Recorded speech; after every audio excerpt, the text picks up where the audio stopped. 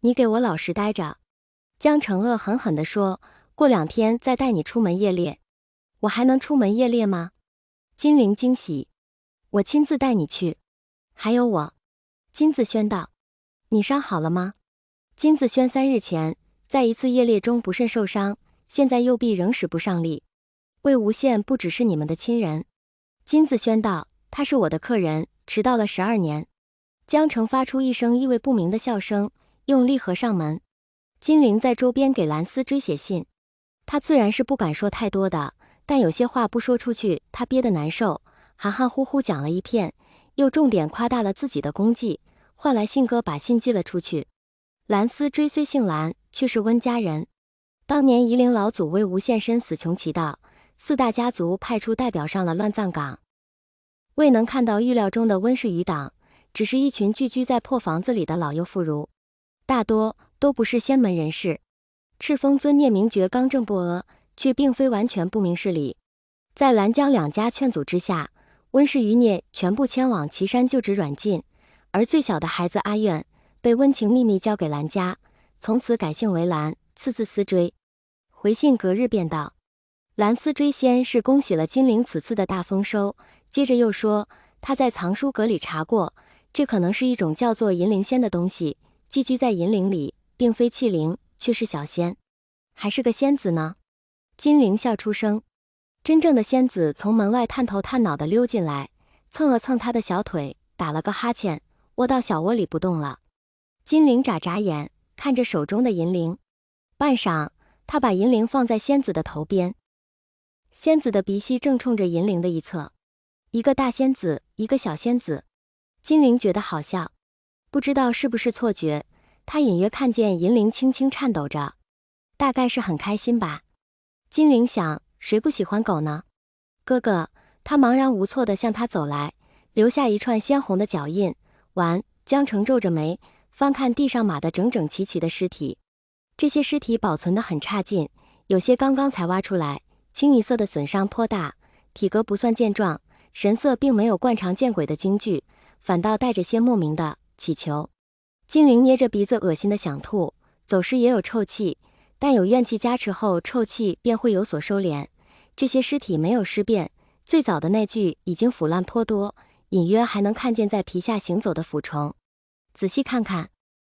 金子轩右手虚搭在剑柄上，推了推他的后背，看出什么不对劲没？金陵被推得踉跄一下，立刻往回缩。金子轩掐着他的肩膀，硬逼着他往前靠，道：娇贵脾气，以后这种东西你见的还少吗？不许躲。扑面而来的臭气逼得金陵眼泪都要出来了，眼眶红着一圈，又侧着头干呕2声，不服气地甩甩肩膀，屏住呼吸，下定决心。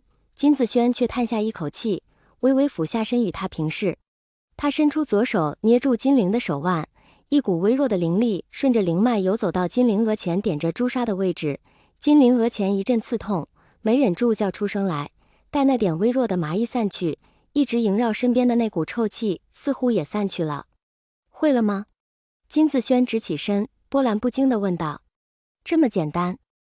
当然会了。金陵扭过头去，你为什么不早点教我？你说什么？金子轩怒。金陵一缩脖子，连忙凑上前去，忍不住偷偷笑了2声。他的母亲爱他向来溢于表面，从不吝啬叫他看见，而金子轩从不肯直白地表达自己的爱意，他会皱着眉要他做得更好，严格到近乎冷漠，但每一次嘴里说着嫌弃，却用无微不至的关心说着爱他。江燕离说这是他父亲在害羞。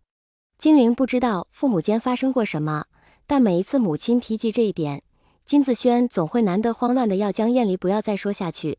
于是江燕离就在金陵疑惑的目光里闸住话题，咯咯笑着被金子轩拥进怀里。金陵从没说出口过，但他很喜欢看这一幕，同时也越来越好奇他们之间到底发生过什么。但这事儿金家人都被金子轩封了口，江澄也不知道详情，至今仍是一个未解之谜。没了臭气烦扰，金陵跟着凑到尸体旁边。江澄已经大致看过，此时正翻着眼皮看眼球的情况，眼见金陵凑过来，江澄让出半个身位，抱着臂站起来。尸体的损坏程度是真的很厉害。